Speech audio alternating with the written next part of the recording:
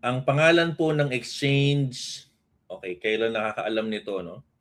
Basahin ko dito, no? Sabi nila, ang aming local team,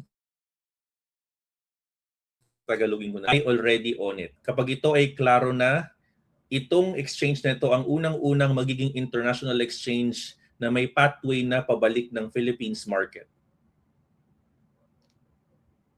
Which honestly makes the timing of your launch, my launch,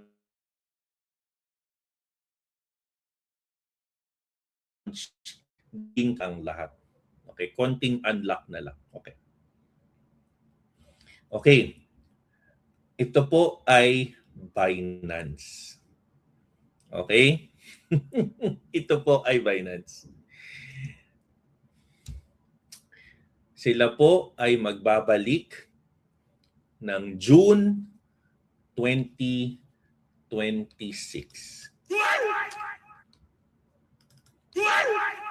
Okay? Magbabalik po legal, opisyal, si Binance ng 2026. Nasabi ko sa inyo. Sa akin yung unang narinig yan.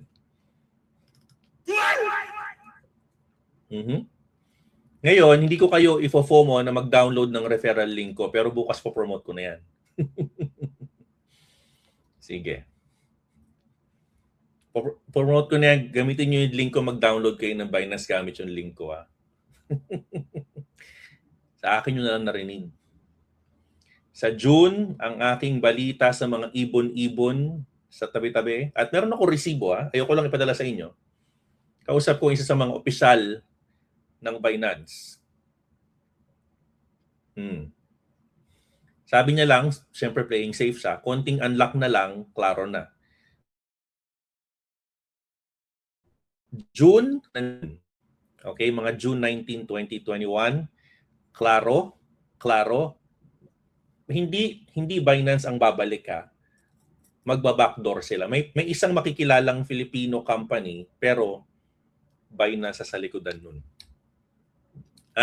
Yun, alam mo na. Ikaw ay nakikinig kay Coach Miranda Miner sa Daily Crypto Live.